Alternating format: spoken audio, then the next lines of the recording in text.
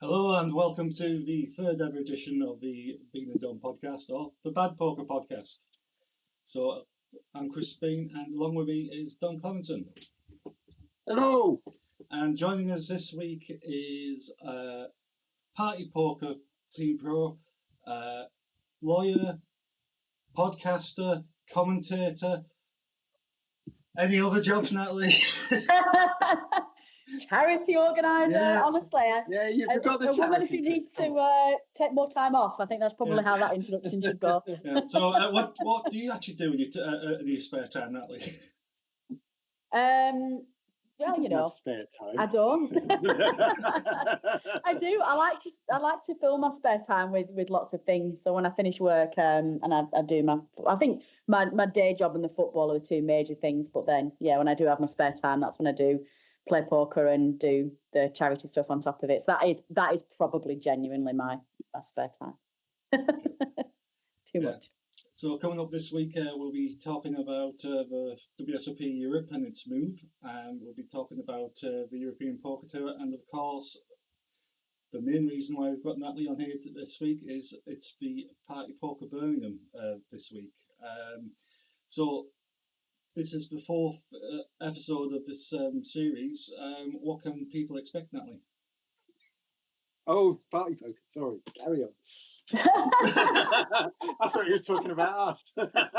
You Doyle. Right.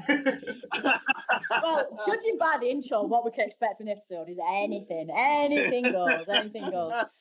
Yes, leg 4 of the Party Poker Tour, the new and improved Party Poker Tour since they relaunched their live offering is this week. So far, we've had London, we've had Manchester, we've had Glasgow, and we are heading to Birmingham, back at Resorts World, which is now offering poker again. I think you can expect big things from Birmingham. This is our 4th instalment this year, and every single leg gets better and bigger, and we listen to players and listen to what recreational players want from their offering, what satellite structures they want, what experiences they want when they come to festivals, the time that they can put into trying to qualify for these, what structures they like, what kind of games they want, and every single leg gets tweaked a little bit more. I think the two main things for this particular leg, it's the first one that we've done since we came back that's got a guaranteed prize pool on it.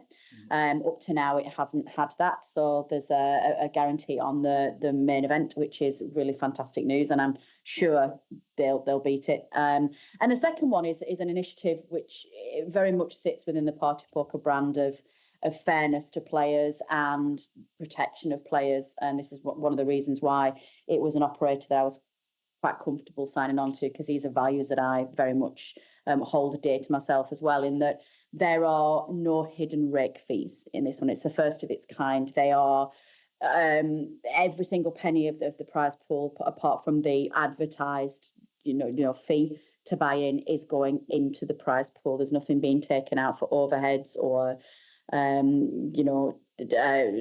contribution to dealers or contribution to any other overhead. So I think they're the main two things that you can expect to see from this tour. And on top of that, just a lot of fun.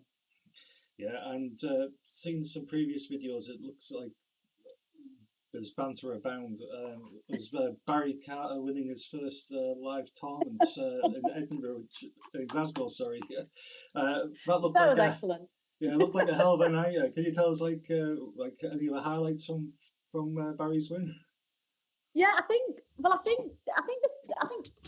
the London leg at Aspers was before the the tour team was properly settled. So we were all still finding our feet a little bit, and it was a little bit trial and error just to see what we wanted to work. And Manchester was the first leg where we were all settled as a team. So that was our debut really, and we did a stream. So we were all getting to know each other really. By the time we went to Glasgow, the 6 ambassadors for the live Party Poker Tour, plus Jamie and Matt Staples, who are the online team pros for Party Poker themselves, we'd all been working together for 6 months. We'd got to know each other more. Now, most of us have been friends for a very long time anyway. I think there's only a couple of us who didn't know each other before we started this. Barry I've known for probably the best part of 15 years. And it was just a genuinely hilarious thing where it was a Friday, and I think 4 out of 6 of us had bagged up for day 2 of the main from the ambassador team. And we'd all gone upstairs and we'd sort of had a quiet drink, and it was, we were all settled down to have an early night. We're going to be in bed for about 12:30, 1 o'clock, get well rested, eat breakfast and get ready for day 2. And Glenn Brown, who's one of our ambassadors, who obviously everybody knows, he's all over the place at the moment. He came running upstairs to where we all were and said, final table of the Friday Madness tournament.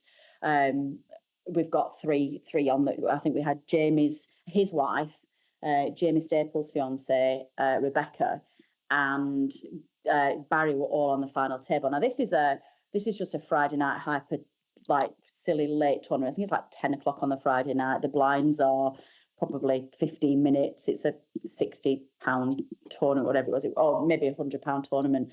And Barry Carter played it like it was the World Series main event. And so we all, so the minute that he came up to see this, we were like, oh, okay, well, we're not going to bed, so let's all run downstairs. It was the most ridiculous rail that you've ever seen for a Friday night drunken turbo tournament. It was genuinely ridiculous. And I think the funny thing is that we were all really anti-railing him, because like every time he won a pot, we were all boo and laughing, because obviously we wanted the girls to win as well. And obviously we were there to try and help and to support the local players and obviously all of our qualifiers who were playing in the casino as well. And then he started to run. He had the chip lead for ages, and he started to run so badly that actually, I think somebody said at one time, I said I think we actually need to start properly railing you here, because I think we might have bopped you massively.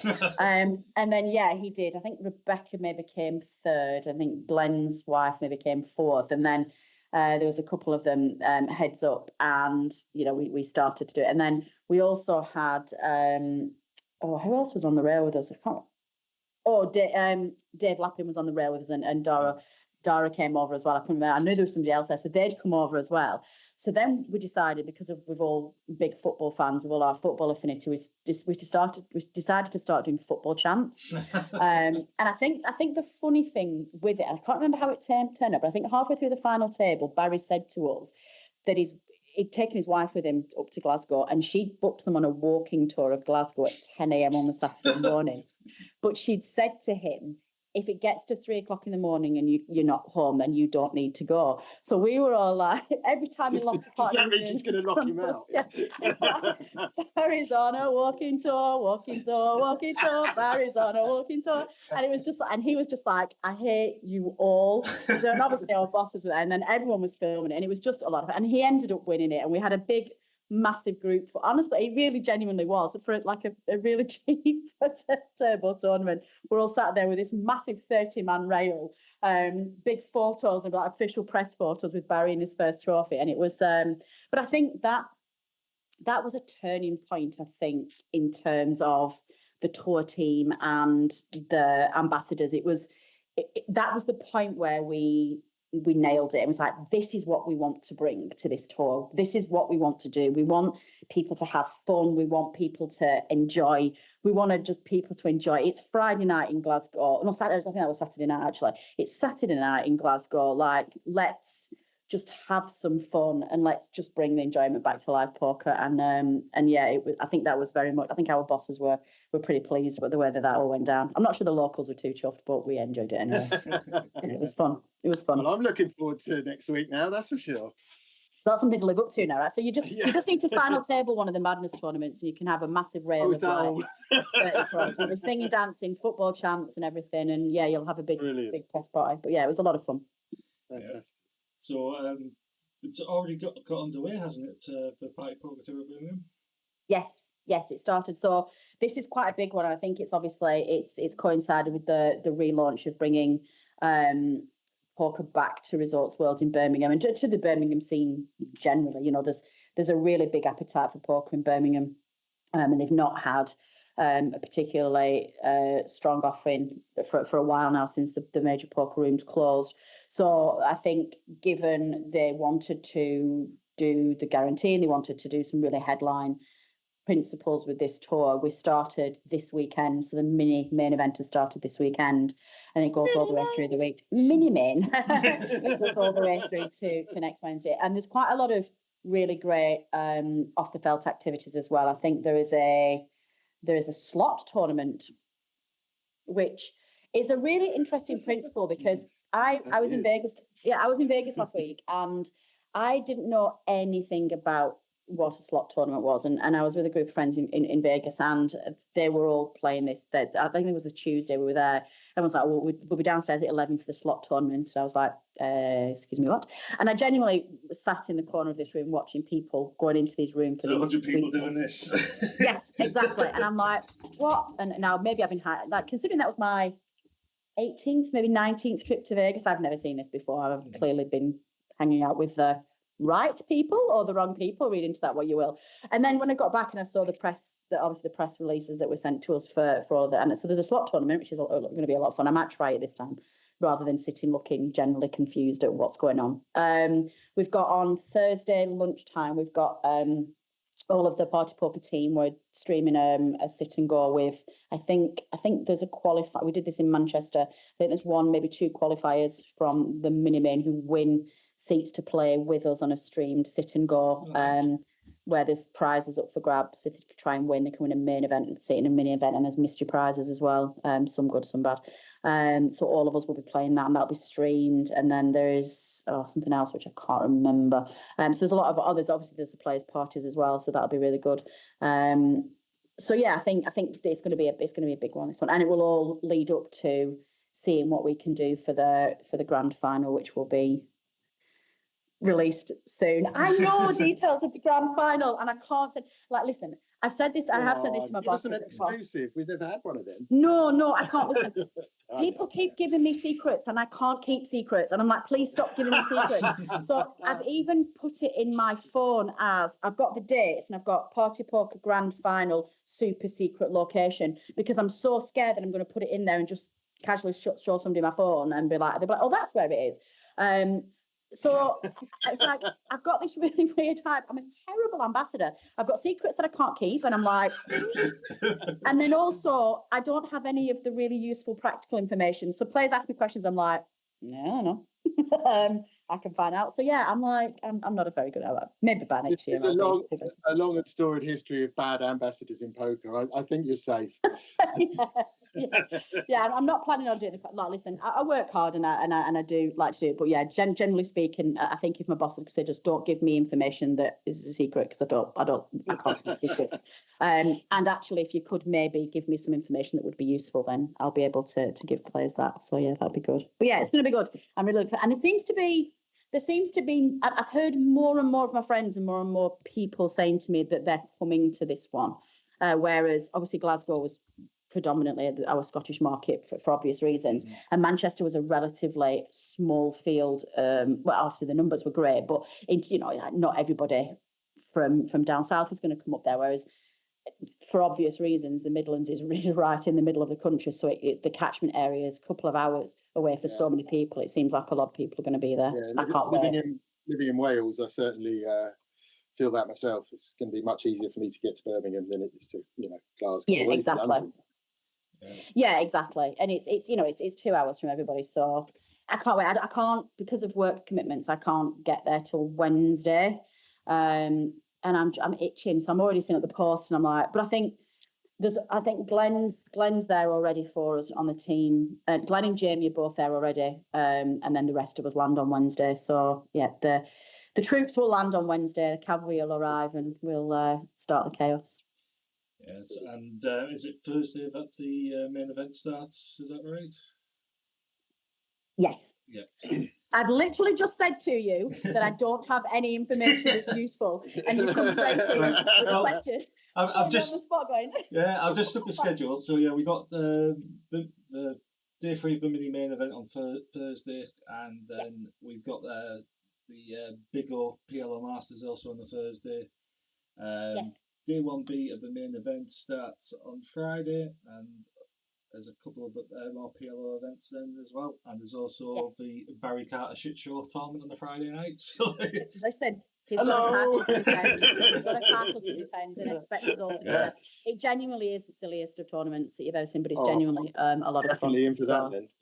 I was wondering what to play, but I'm probably going to play the PLOA. Big O. It's Big O, isn't it? Big O, yeah. I'm definitely going to have a go at the Tennessee Hold'em, which I think we're going to come on to in a bit, Chris. Yeah. And that sounds like I think I'll allow myself 3 tournaments because we are supposed to be doing a bit of work as well, aren't we? So that'll be my third one, I think. The Barry bullshit tournament. Stay away from me. I'll be a terrible influence. I will make them anyway. We're like, come and have a drink. Come and have some pizza. Yeah. So what about you, Chris? Have you got? Oh, go on. Yeah, I'm just saying. I was going to say about the Tennessee Hold'em. It's a game I'm planning to play, but have you played any of the previous stops, Natalie? Any idea how it works? No, please. I'm going to also put that in a category of useful information that I don't have. I've had, and this sounds horrendously thin, but in all of the legs that I've played so far, I've managed to run relatively well in the main event. And I haven't then had I've always been busy and playing or doing something when those tournaments have been on. So I haven't yet had the pleasure, but I will if I will play that on if in there in Birmingham. I don't know how to play it. I have no idea. I've heard some people saying it's really, really complicated. Some people saying it's super, super easy. So I will probably fall into the former category of going. I think it. Go on. Yeah, Dom thinks he's got ramped up a little bit. So go on, Dom. Take away. Explain how to play Tennessee Hold'em. This is going to come back and kick me in the arse, isn't it? I can feel it already. Yeah, I did a bit of research on it. It's quite strange because, seemingly, unlike most kind of forms of poker that we're familiar with, it's not kind of grown up. This game, kind of in back rooms and whatnot, and home games. This has been designed by someone. It's a game that was very much specifically designed by someone, and it's been patented. And I don't know how that works for him. I don't know if he sells that to poker tours or whether there's, he can't stop people playing it in their homes and in pubs, I guess. But I don't know if there's licenses to, promote this or whatever. But I thought it was just a strange thing that this is a brand new form of poker that one person's invented, and it has a patent on it, which I thought was quite interesting. I looked him up. I've forgotten his name now. He's a very interesting guy. But basically, I think the easiest way to explain it is very like when you look at kind of the tutorials online and stuff. It looks really, really complex. But I think if you break it down into its constituent parts, and what I think he's tried to do is he's tried to combine aspects of community card games, Hold'em and Omaha, draw games, and stud games. So by the end, when you get to the river, all the players that are still in have 7 cards and have to choose their best 5 cards out of those 7. But you have the launch instead of the flop, which is 2 cards. And if you stay in after that, you then get 3 other cards face down, right? And then you get to discard them, which is like the draw aspect of the game. And you can discard 0, 1, or 2. If you discard 1, then you don't get to see the river, or you don't get to play the river. And if you discard 2, you don't get to play the turn or the river. So everyone ends up with 7 cards that they can play, 4 of which are community cards, but which some people can play and some people can't. I don't think I did too bad a job of describing that. So it's like a kind. Yeah, I mean, put it under the complex category feels legitimate. I think it's one of those that once you're playing it, it probably becomes a lot easier than it sounds. But yeah, so I think that was his aim when he started designing this game, was that he wanted to make it a mix of like the best parts of draw, the best parts of stud, and the best parts of community card games. It's got a bit of all three in. I'm going to be useless at it because I'm terrible at stud because I cannot remember what anyone has thrown away. Oh, that's the other thing. When you discard, if you elect to discard, you have to discard face up. All right. So that's kind of another okay. stud element of the game is people see what cards you've had. So. Yeah, well, the guy who's invented it has been in a couple of our legs. He was at Manchester and he was at Glasgow as well. And he is yes, a very interesting character, and he is super passionate about this game that he has created. So I think most people who've had an opportunity to speak to him or be taught and have him on their table have sort of got on that train with him and got very carried away and got very excited by what he wanted to offer. So yeah, listen, why not? You know, I think I can barely manage with 2 cards. I'm not a mixed game specialist, so I'm not in any immediate rush to learn any new variant. Speaking of new variants, I've still not learned how to play ladies tournaments yet because they are a breed of their own in terms of variants. I'm an awful PLO player. I'm trying to learn it, but I'm being taught. I've been set deadlines of by the APAC World Championship next year. I need to be cashing in mixed game things, and I just keep staring at cards and going, I've got too many cards in my hand. I don't know what to do. So yeah, I'm going to sit there and be a team player next week and try and play it, but I will be terrible. So if you get on my table, you're welcome to my chips. I think the good thing about it is you might not have a clue what you're doing, but nor has anyone else. So at least it's a level playing field. That's true. You know, silver cloud, silver lining. Silver lining, yeah. Whatever that expression is. Yeah, you mentioned earlier, Natalie, that you final tabled one of the party poker events, and you also had a final table at the Irish Open in the Liam Flood Memorial Tournament. Yes. So it's been quite a stellar year for you. Are you hoping to get a trophy by the end of it? That would be very, very nice. Yeah, I have had a good year. I final table. I started off I play a tournament in a ski resort in Austria every January. So I final tabled a side event in that. Then obviously I had the Irish cash as well, and then obviously party poker and going. I had a terrible World Series in Vegas. That went terribly to the point where I think a couple of days before I came home, I just gave up and just stayed out with friends and did touristy drunken things instead, and just was a Vegas tourist for the last 2 days because I quit poker. It's terrible. Where else have I been? So I've just come back from Ireland as well, but that was for a Hearts of Queens event. So yeah, I feel like I'm playing very well. I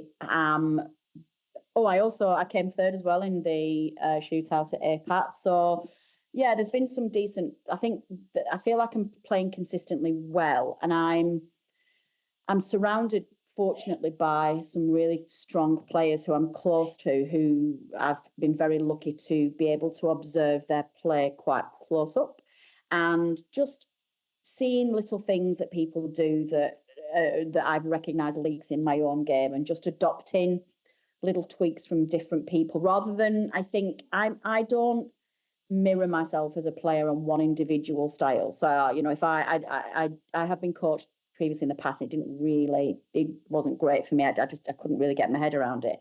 So I'm not the kind of player who would sit down with one particular coach and adopt a style and do that.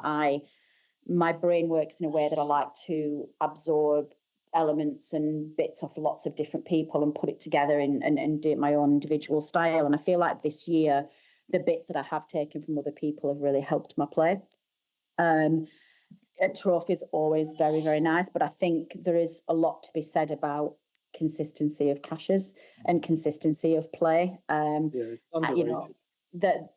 Listen, I think as well as a sports fan, if you're a poker player and a sports fan, as I am, a big sports fan, it's very difficult to take your mind off going for gold, because that's the thing. You're born winners, and you're born trying to chase that title, whether it be promotion or a cup win, or if we're talking in sporting terms, or the silly thing is that you can get to be a poker player and come second in a tournament. You could come second in a bracelet event, and there's an element of disappointment. It's such a unique and bizarre. I suppose I liken it to Olympics for that. Olympians go for gold. Silver isn't always what they went for.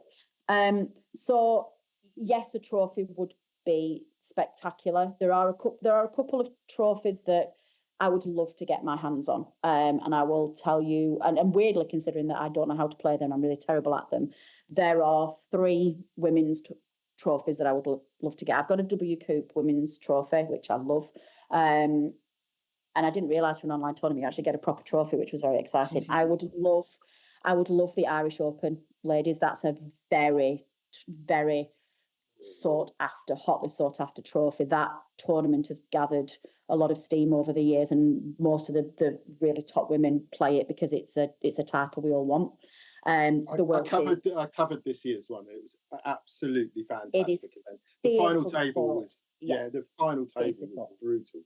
And I think that like Ireland has just unlimited resources of phenomenal female players. Like the Irish women have been that, like, they play a lot more than the British, so the English women do, because, and English, Welsh, Scottish women do, because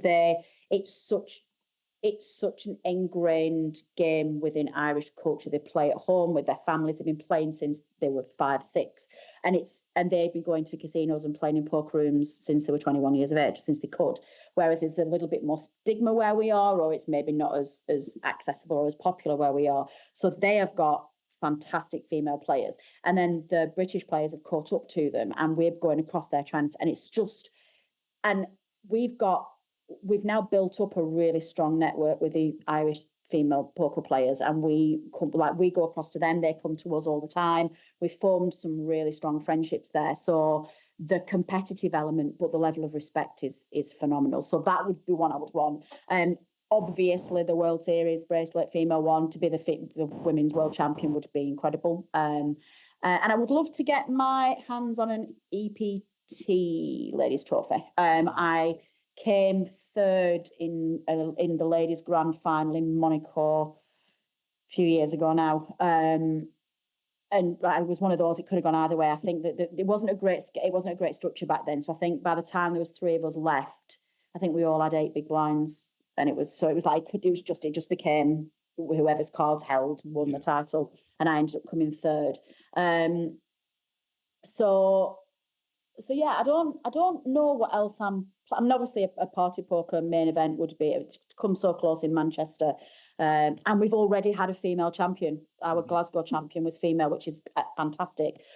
So that, going to open events to get a trophy from one of my own tours would just be a really fantastic thing to achieve. I've got 2 more attempts of that before we get to the end of the year. But I think the only other things I'm playing live before the end of the year, I'm playing the APAC Squads event, which I've got a bronze medal from 2 years ago for that. That would be great to win. This year we are entering the Party Poker team are playing squads this year. So Hearts of Queens is having a year off this year for various reasons. We've had quite a busy year, and we have a few things to catch up on. So whilst we'll still be launching the Christmas appeal there and selling raffle tickets, we won't have a Hearts of Queens team squad. So it's not teams January, the squad event. So Lee Wiltshire spoke to me when we were at the World and wondered whether the Party Poker ambassadors would like to join us, and they were a yes. So there's myself, Sam, Barry Carter, and Asif all joining the squads. It's a very strong team, that. We're going to come on and force and try it. Well, I think if Asif can't play, because Asif's still trying to win an EPT Prague package. So if he does get one, I think we're going to try and get Joe Beavers to come along, or Jamie Staples. So they're our reserves behind Asif. So that would be quite a strong team. Decent, the bench is strong. And I think that's all I've got. And obviously there's the grand final for Party before the end of the year as well, which will be in 2025. It will be between now and Christmas. I think I'm allowed to tell you that. I'm not allowed to say when or where it is. We can edit it out later if you weren't supposed to say it. No, it's fine. So so one of those it will be, if I'm going to cap off 2025 with a trophy, it will either be a Party Poker trophy or an APAC gold medal. That's where that will be. But you mentioned WSOP just then, and the World Series of Poker Europe has recently announced that it's moving to Prague in April, and going to be coinciding the same week as the Irish Poker Open, which I'm not too sure about. But that's a bad clash, in my opinion. It's a bad decision to put it. I mean, I can't see I mean, obviously, if you live near Prague, maybe you're going to, but I can't see many people dropping everything to go to the EPT. They will lose spectacularly to the Irish Open in terms of yeah. I said EPT. Players. I meant WSOP. Yeah, WSOP. Yeah, we got you. Don't worry. Yeah, I mean it'll get the regulars will go, and people across particularly across Eastern Europe will go, and most of Europe. But in terms of British and Irish players, I just cannot see anybody choosing that over the Irish Open, because the Irish Open is such a spectacular festival, and I think a lot of the Eastern Europeans will come to Ireland because they love it there. They absolutely love it there. That just seems like a bizarre scheduling choice to me. I don't know what they're trying to do there. There's too much poker at the moment. This is the problem, and it's really really great that. It's really, really great that there is so much choice now. It's a double-edged sword, because it's great that there is choice for us, but it's also great that that also brings with. Oh, I've just bust the ladies. Hang on. Speaking of annoying ladies, so I'd forgotten you said you were playing. Even that's how well you've been. I've just been like stealthy in the beginning. That was my last one. I'd already busted a couple of satellites while I was talking as well. So when you read back on this and you start listening to a couple of that's where I was like playing a hand. I was like, do I should be here? Do I fall? And I'm trying to like not make it look like I'm playing. I'm like, sorry, where was I? Yeah, I've told the story. Where? I forgot what were we talking about? WSOP Europe. WSOP, yes. So no, we'd move on from that. What was I saying? Instead of just we're talking about the Irish Open, and then I can't remember what I got onto. I said it was a bad scheduling decision. Oh, you were saying there's too much poker. Yeah. We got there. We got there. You've got a team. You've got my full focus now. So I think it's a double-edged sword, because as a recreational player, you want choice, and competition between poker operators is a good thing, because that's when you start getting better deals on rake, and you start getting better scheduling and more incentives to players and better satellites, because they want to incentivize you to go to their tours. But when you then have a clash where you want to play both of them, that can be trouble. Now, Irish Open and Prague, for me, WSOP, the Circuit Europe, WSOPE in Prague, that's not a clash for me, taking aside for the fact that I love the Irish Open, because Prague for me is a winter city. I like the EPT Prague at Christmas, with the Christmas markets and the cold, and going into the little what they called cathedrals, and having like the string quartets to candle music and things like that, and hot chocolates. And so Prague in April, probably, I think I would rather go other places in April, somewhere warm and sunny, rather than the cold. There seems to be a lot of this at the moment with the operators and their live events, and they're trying to kind of, I don't know if they're just trying to outmaneuver each other, but it seems to me like they're shooting themselves in the foot, because have it a week later and then you'd get the people from the Irish Open. I don't know whether you've got the WSOP and the WPT with their winter festivals that are kind of large. Certainly the first year that the WPT I think ran theirs, it was they were exactly the same time, and I could see why they've done it, but they're harming each other, and it doesn't. Yeah. There are enough weeks in the year to stagger them. It doesn't seem to make a lot of sense to me. Are there enough weeks in the year? I was just wondering, like, considering just how much there is around it. I guess if you look at like, when else would they do it? Because if you look at the EPT schedule, if I was scheduling a WSOPE for next year, the first week I would not choose would be the week that the Irish Open's on. Yeah, that seems a strange choice, but yeah. But I guess just generally speaking, if we're talking about poker operators generally and trying to avoid clashes with each other, it is a heavily congested, heavily congested calendar. But that looks like it's deliberate. I mean, that looks like it's been done deliberately. The first thing you would do is look at the calendar and go, "Oh, the Irish Open's on then," and then they've obviously then taken the decision. So, well, we'll do that and try and take some of their their field, and which is not going to work. It's just not. I don't think so.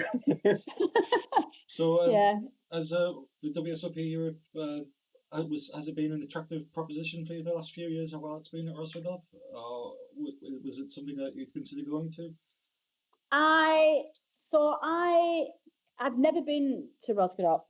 I can never pronounce it. Roskodov, is that right? Rosvedov. Rosvedov, thank you. Like I was, too many K's. That's the main reason they've moved it, is because no one can pronounce it. Nobody can pronounce it. Everyone can say Prague. Exactly. So I've never been there. It's just, I mean, it's very, very difficult to get to, and I've never had the time in my schedule to be able to go out and play something. It's definitely on my schedule it's on my intention to go as soon as possible. I've just never had to date the opportunity to go at a proper festival where I can go and get it all done. I have played one WSOP festival.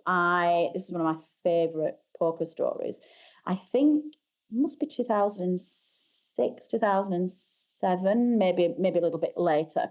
I was in Vegas for the summer, and I was playing a tournament in the Win, I think I was, and I got drawn with a German guy on my right, and it was the year before, a couple of years before Brexit, I think it was, when we were building up to it, and we got talking and we were chatting away about a few things, and we got on really, really, really well, and just had a great time playing. We stayed on the same table all day. The very next day, we were playing at a Venetian tournament, and we got drawn not next to each other, we got drawn on the same table again. This is random German guy. So we were like, oh, well, okay, well, this is fate, we're supposed to meet. So we exchanged numbers, and that's now ended up being the basis of a 10, 12-year friendship, where they've come to, like, we've been to Vegas, I think, together 5 or 6 times. I've been over to Germany, they've been over to London. And it was, when I first went, it was when the WSOP was in Berlin, at the Spiel something or other. And I'd never played one before, and we went out there they're from Berlin, so we went there to play it. And it was, I mean, it was a great experience. It wasn't as, it wasn't as exclusive. I don't know if exclusive is the right word, but given like how big the WSOP is, I don't know if I was I'd built up in my head that it would be something along the same lines, whereas it wasn't dissimilar to the festivals that we have in the UK. But to be able to go and play a big brand tournament in another European city was a very good thing to do. So, and they don't have live poker anymore in Germany, so certainly not in Berlin. So it was quite nice to be able to see that. And it was a good experience. So, but it's the WSOP is not a circuit that I seek out to go on, unless they're going somewhere where I've never been before. So let's say they were going to a city like I've never been to, I don't know, Iceland or somewhere. I'm going to go there, and it's an opportunity to travel as well. I wouldn't necessarily. It's not a tour I would necessarily seek out, I don't think. So, that feels a bit negative, unfortunately. No offence, WSOPE, but it's an oversubscribed market.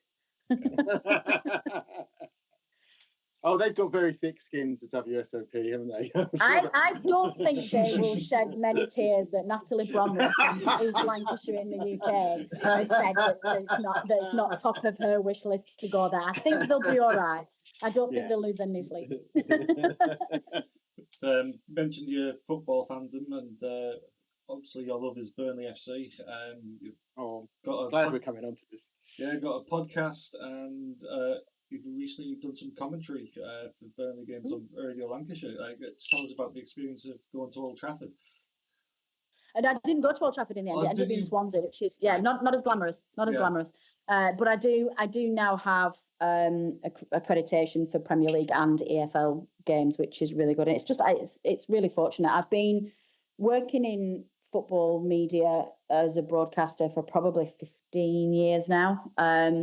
And it is nothing more than a side hustle. And I'm very fortunate that doors open for me. I'm not an idiot. There's not many female, or there certainly hasn't been over the years. It's getting better now, but there's not many female anchors in football broadcasting, particularly at fan content level. So I've always been sort of out there as one of the ones that gets called first, particularly for operators that need to tick boxes. And and I'm all right with that because sorry, my cat's decided to join us. Because I will take that opportunity, but also there's a responsibility on me as well to take that opportunity and put female faces and exposure out there for anybody else who wants to follow suit. I started life mainly as a blogger and as a podcaster. Well, it was mainly as a blogger to start off with. Then that moved into podcasting, where I was just an analyst, on the show with the original No Nay Never team. And then I took over the brand probably 8 years ago now, 8 or 9 years ago, as full-time host and editor. And it's been mine since. It's a community-led podcast, and it's not behind a paywall, and it never will be while I'm at the helm. And it's, we survive every single season, and it's something that I enjoy. It's a team of 9 now that sit with us at No Nay Never. And from that, I think as I guess the digital world has increased and the world of the influencers has increased, I think sports broadcasters have recognised that they can no longer get away with just giving the big 6 airtime and nobody else matters. And then on top of that, they then recognise that if they need to give exposure to all of the 92, then they don't have anybody who knows anything about those. So they start working with content creators, and we're now paid for our time, which is like back in the day, the amount of work we had to do for free, and the broadcaster would just say, well, we're getting you on national TV, like that meant anything to us, like, oh, that, that's payment in kind. It's like, I don't care whether I'm on this radio station or whether I'm on this TV channel. It's like, this is my time and my time's valuable. So we do now get paid. I think if anybody came to us now and asked us to do something for free, you'd get I would refuse.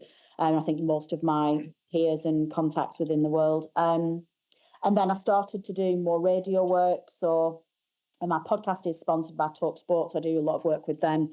One of my absolute dreams is doing I love it when I get the breakfast show with Alan McCoy, because he's a national treasure who should be protected at all costs. They're my favourite. So whenever I've done my 2 favourite things, which are a bit pinch me moments. I've done the Monday Club with Chappers, which was amazing. Yeah, that was amazing. Is that still on the iPlayer? Yes, I'll send you the link. Yeah, I'll send you the link. That'd be brilliant. I love that. I did that. That was there was him, Chris Sutton, I can't remember the third one was, and myself. And then obviously the Alan McCoy's breakfast shows as well have always been really, really good. And then I work with the team at Radio Lancashire as well, and I have a column with BBC Sport where I write weekly on Burnley issues. So I think, it feels like an overnight success, which is 15 years in the making. But it's something that I enjoy doing, and I bring a level of professionalism to it. And I like to give female content creators in the football world a voice where you can. I guess it comes with its challenges. Being a female anchor is both my kryptonite and my superpower. I think the superpower is that it opens doors, and you can get opportunities that maybe somebody else might be better at than you, but you maybe get an opportunity, and I think that's a reality. And I'm aware of that. So if I ever do get offered a gig that I think perhaps somebody else might have done this, I put so much effort into those jobs. I research, I practice, and I just make sure that if I'm doing that, then I'm doing the absolute best that I can. But it calls me my kryptonite as well. There are some people, men, who, I was just about to say, I'm not sure I fancy it in the social media age. No, there are some men who will, and there's no point sugarcoating it. It is. There are some who will never ever accept a female talking about men's football. And you know what? They don't have to listen to me. It's as simple as that. You don't have to send me abuse. You're ramming it down our throats, Natalie. That's the trouble. You're ramming it down our throats. Ramming it down your throats. It's like just you don't have to listen. You don't have to follow me. You don't have to listen. It's like I always find it very weird where like there's a particular Burnley message board. It's like one of the really old school message boards that you used to have, which was the only like pre-social media where everybody used to go and friends. Yes. So there is one, a Burnley one, And my goodness, if you could take every single angry man who hates me, even though they've never met me, they're all in that space. They're all in that space. And to the point where I mean, I never go on it. And I get really, I've had, like, my friends know better, but every now and again, somebody sends me a link where somebody else has started a message board about me. And I'm like, I don't want to read this. I don't care. Because it's very hard not to get inside your own head when you go onto these message boards and you've got people writing these things about you. And I'm like, you have never met me. You don't know who I am. And it's like, so yeah, it can be challenging.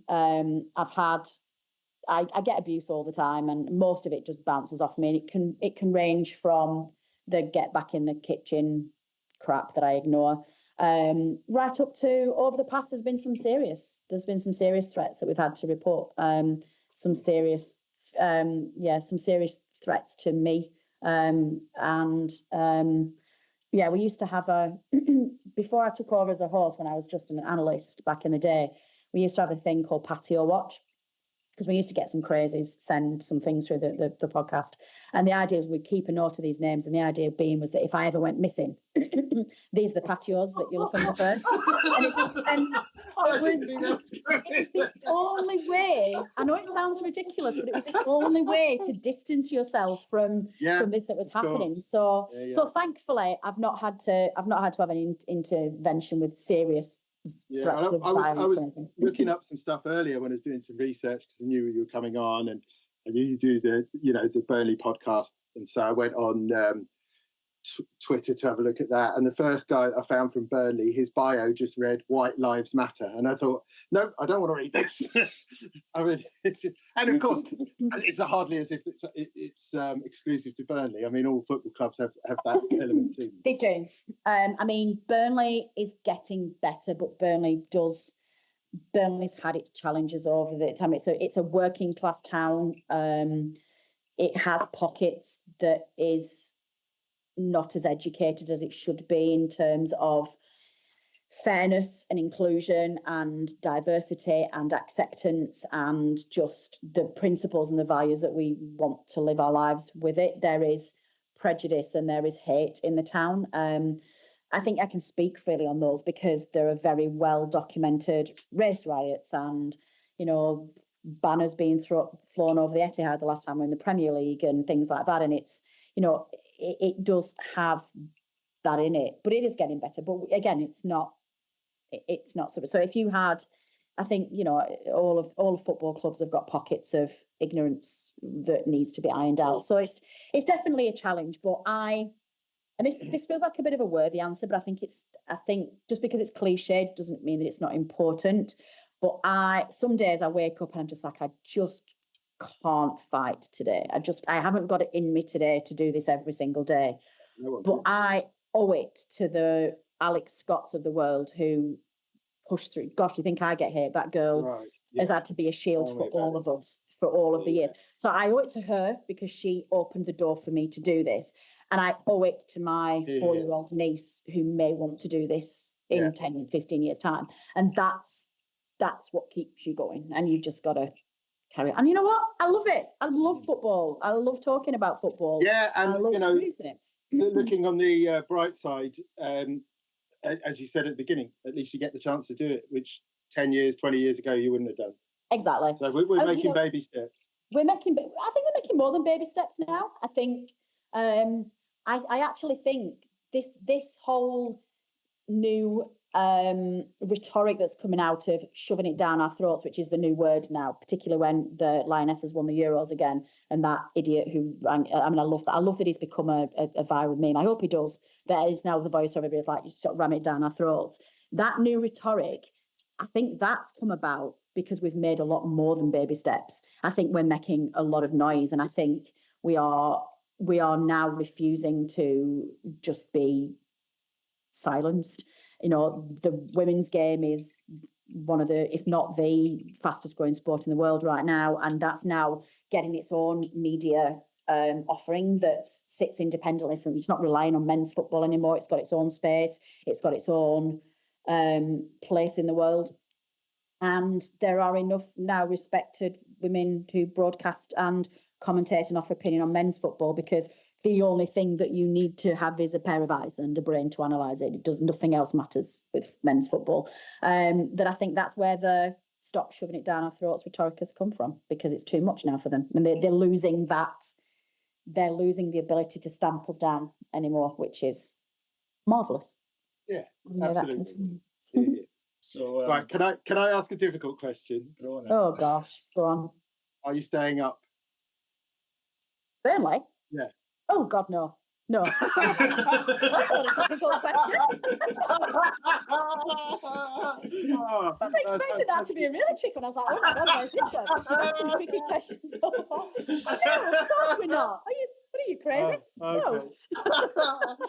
I had some other can't questions wait. to I ask love the before I went to that, championship but you've season. killed that dead now. No, of course not. We'll be back down. We'll finish the 20th, and then we get to have a fantastic chance. I hate the Premier League at the moment. It's a miserable season. I do get that. Yeah. No, I love it. I love the Championship. It's great. I used to be a little bit snobby about, I think a lot of us were a bit snobby about the yo-yo club tag, which I think is a little bit unfair to put that on Burnley right now, because I think people forget that we had 8 seasons out of 11 in the Premier League. It's like we've gone down and up twice, and now people are like, oh, you're yo-yo club. It's like, come on. It's not West Brom, is it? I feel for Scott Parker, because I think this is the best side that he's been in the Premier League with. And he's just unfortunate that he happens to have come up with Leeds and Sunderland. I mean, I think any time in the last 3 or 4 years, Burnley would have had a chance under Scott Parker, because I still think Leeds and Sunderland are going to go back down too. You think the 3 will go down? Oh wow, that's really cool. Happy for you to bookmark that, and we'll revisit this. But okay, it's so. I think West Ham will go down. I think West Ham will go down, and really, no. They look shocking at the moment. Yeah, they do, but they are still better. You look at some of this, like Sunderland and Leeds. We keep getting this thrown at us at the moment, saying like, oh, look how much better Leeds and Sunderland have done than Burnley. Yeah, have you seen who we've played so far in the 7 games that we've played? We've played United, Spurs, Liverpool, City, Aston Villa, Forest and Sunderland, and the 2 games we've got points, and we beat Sunderland at home, and actually we made Sunderland look profoundly ordinary at turf. They came to us, they couldn't get a kick. And Forest, who are nowhere near as bad as what people keep telling them that they are going to be. I heard you say this on your podcast. I was listening to that in the week, and I think you're right. I think. I mean, they are not as bad as people keep saying, and we got a point off them. And then we've played the other 5. If you look at the fixtures at Sunderland and I mean, Sunderland got to play West Ham the first game of the season away. We were away at Spurs. They were at home to West Ham. It were absolutely terrible. It's like they've got, so the fixtures have got to level out a little bit the way they're going. But in my experience, in the Dyche years, when we, apart from the season where we went to the Europe, in the Dyche years where we were always just trying to stay 17th and survive every year, which we did for like 6 or 7 seasons straight, for 1 or more promoted sides to stay up, you need to have a relegation battle of about 5 or 6 teams. And it was around that time where you had Leeds, Southampton, Villa were struggling, Everton was struggling, Wolves were always down there. And then you had the 3, you had Sheffield United, you had Burnley, all of the variants of all of the different, and West Brom's, all of those kind of sides. Middlesbrough, when they were up there as well, when we went up, and Brighton, when all of those.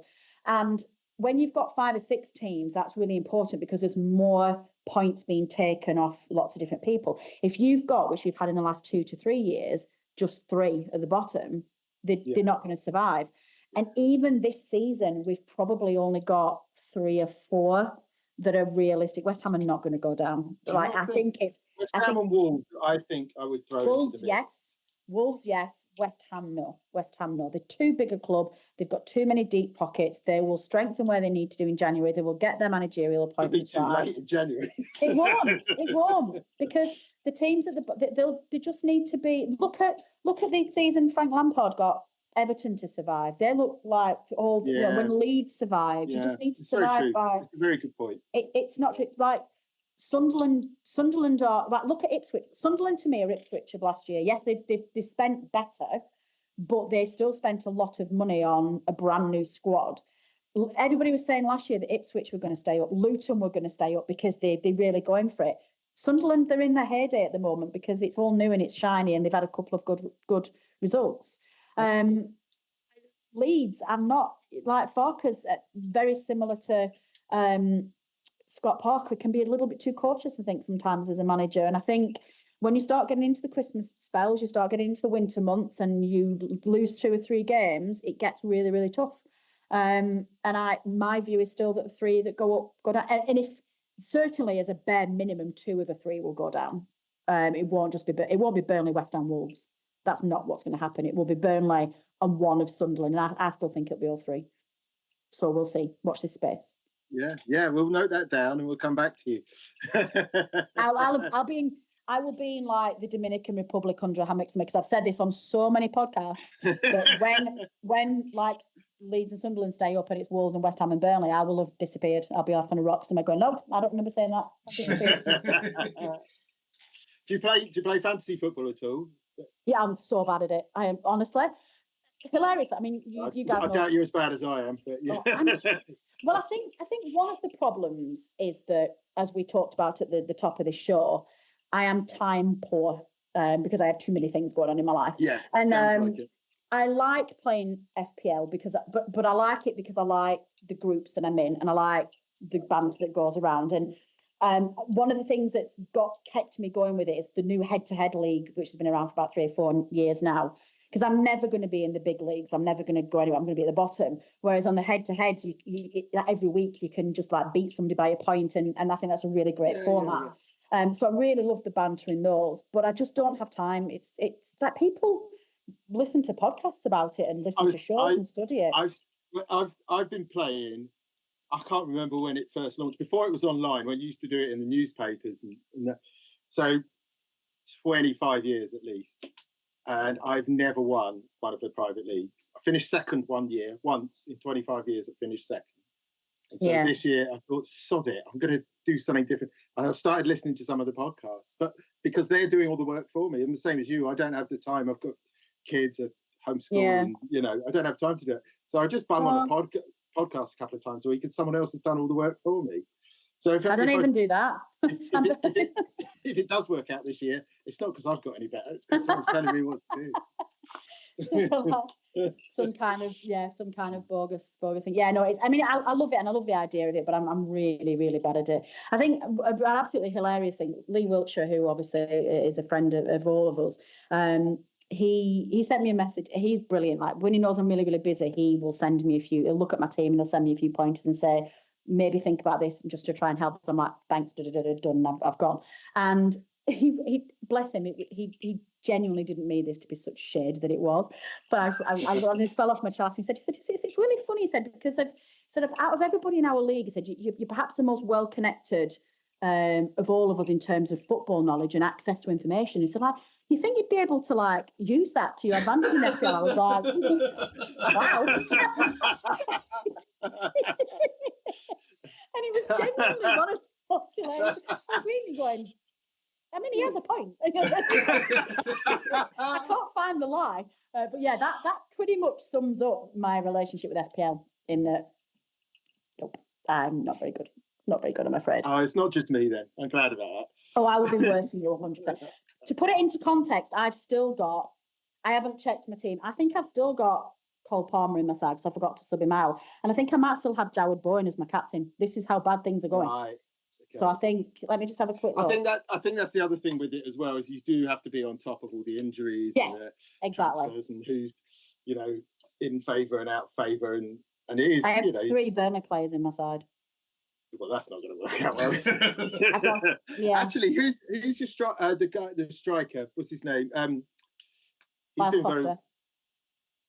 No, maybe. No. There's a guy at Burnley who's getting lots of points. Josh, someone? Oh, Josh Cullen. Yeah, the midfielder. Yeah, he's really good. Yeah, I really like him. He's really good. It's I probably will maybe. Maybe I'll use this international break. Maybe I'll use one of those magic bean things, them chip things. I don't know what they do. Yeah. And there must be one of those where I can just wipe my team and start again. Do you know what? I think you might be worse than me, because even I know what the magic bean things do. One of those magic bean things. Maybe I'll use one of them and just wipe my team and start again. And then, yeah, they're very useful. I usually use those in the second week. But I think in the second week, that was when I'd changed my team, because I think the first team just went. The first game week 1 was whatever I'd auto-selected to, because I forgot to do it by the deadline. I think I did that last year. I knew it was happening. We have the same group every year, and my mate forgot to remind me, and of course I forgot. And so we were 2 weeks in, and Haaland had already scored 2 hat-tricks, and everyone had captained him. So I was already 250 points behind everyone in the third week, so I gave up. I don't have Haaland in it. I don't have Haaland. I think there was one. Oh no, maybe I didn't. Maybe I didn't auto-select. I think maybe about an hour before the deadline of game week 1, I did do a few tweaks and I got something done. And then after the deadline is shut, when they opened up the app again and everybody could see each other's teams, I think somebody put in our group like some interesting captain choices, and I literally just had this feeling. I went, oh, captain. Didn't even think about captain. And I think I don't even know. I had some random defender as my captain, and everyone's like, Natalie, that's not even, that's every single season. What are you doing? I was like, I forgot that I had to captain somebody. And I was just like, I give up. So yeah, game week 1 started as the season meant to follow. It's terrible, right? Terrible. Oh well, never mind. So Dom, you starting to capture some more names for the tournament coming up. Have you got any more names? Oh, what for our APAT of poker names? Yes. Yeah. Hang on, I made some notes. What is this? So tell me. You explain, Chris. Go on, you explain. Yeah, Jamie Walden in the summer created the World Series of Poker best poker names. So it was names that he came across. So we're digging a little bit deeper, and like some lesser known names that we're bringing together, so to be amateur poker names. So I nominated one player last week who I came across at the APAC Worlds in August. A fella from Norway called Lars Hall. So yeah. So that's the first nomination into the process, and we found a couple more names this week, Don. Yeah, we have. I got in touch with Jamie actually, because it's, this was his thing, and I didn't want to step on his toes. So I said to him we'd lay off all the World Series players, because I think he's planning on doing it next year. I want to give him as big a field of players as possible. He got straight back to me. He said, yeah, that's brilliant. That's absolutely fine. So went ahead with it. I'm going to get back in touch with him once we've got 32 and see if he'll come and do the draw with us, because that'd be a nice thing to have him to come and do that. But yeah, so we had an APAC player, Akil Butt. He was our first one. And then I got sent another one by a listener, a certain Christopher Bean sent me one. I don't know if you've met him. Name rings well. Have you got the picture from the Tender Mob profile? Oh, I have not. I forgot to take the screen grab of it. Okay. Well, his name is fucking Beg. So he's my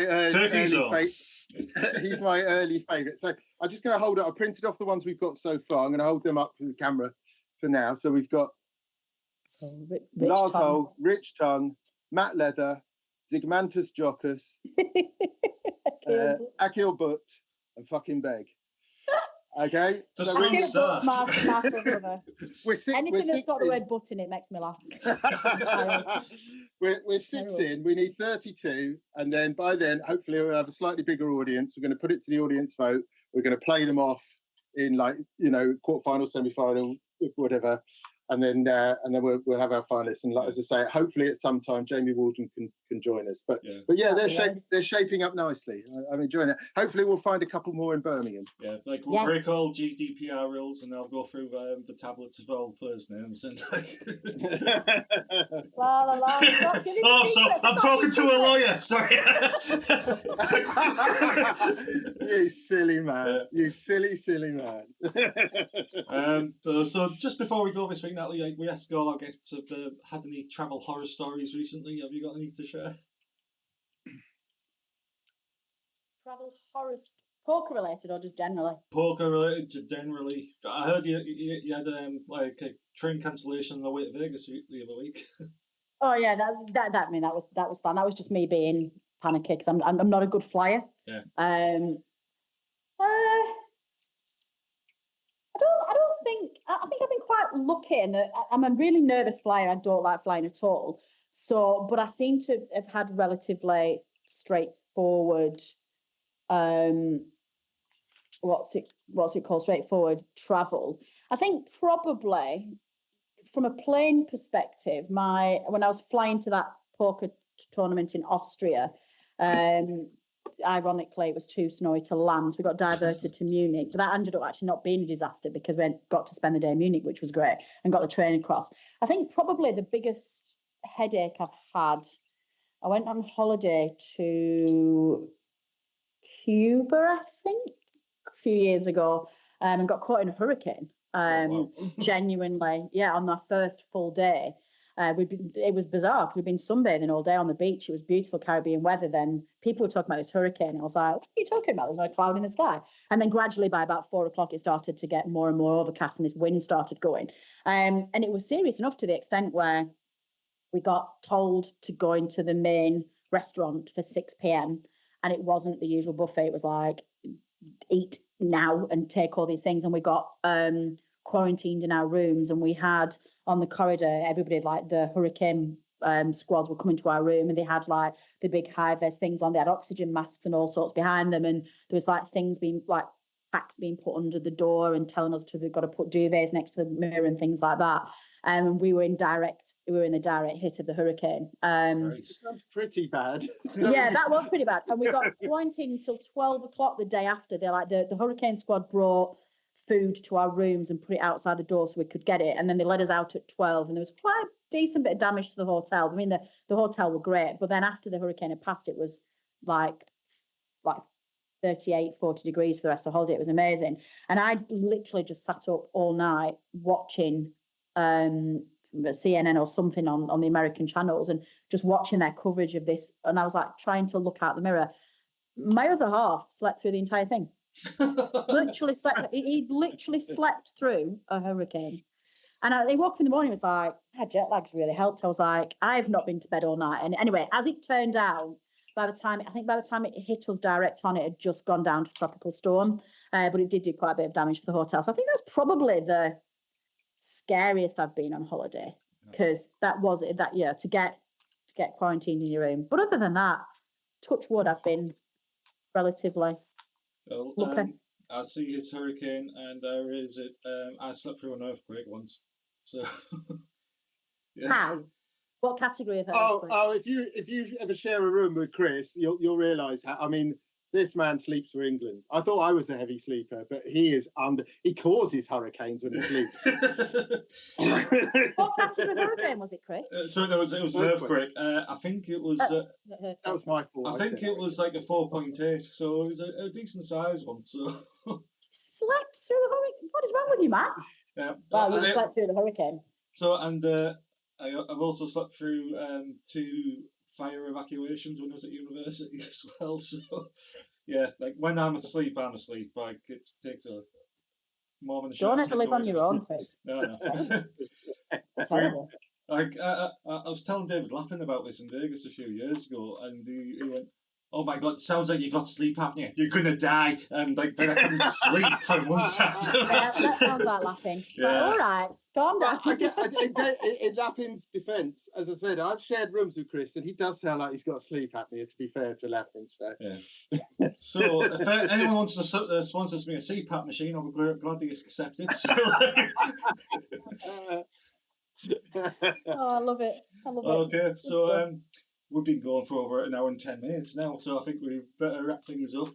Yeah, so I mean, we've the 2 guests we've had on previously, Chris, I think you'd agree we've had to coax some stuff out of them. I think it's fair to say we haven't had to coax too much out of Natalie. Yeah, anybody who's ever met me, like, we could do another hour and I'd still be going. Like, this is not an issue. I always run on too far because I can talk. I'm sorry. Well, no, it's great because that means there's 3 or 4 things that we were going to cover this week that we haven't needed to, and we're going to be in Birmingham, so that's going to help us out. That's going to make it easier to put the show together next week. I did want to mention on the Travel Horror Stories front, we briefly last week, Chris, talked about tables being flipped over. Oh, yes. And our fellow reporter, a good friend Lefty, has been in touch, and he's left me a voice message about that famous incident. So we will try and get that in next week's show because that is well worth hearing. Well, I think we'll be in Birmingham still next week, so maybe we'll be recording Monday. We'll see what happens. But we may not be back next week, but we'll definitely be back in 2 weeks.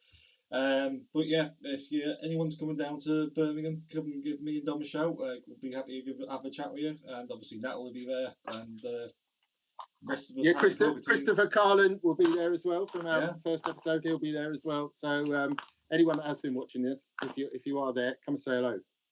Yeah. So until next time, we'll say good night.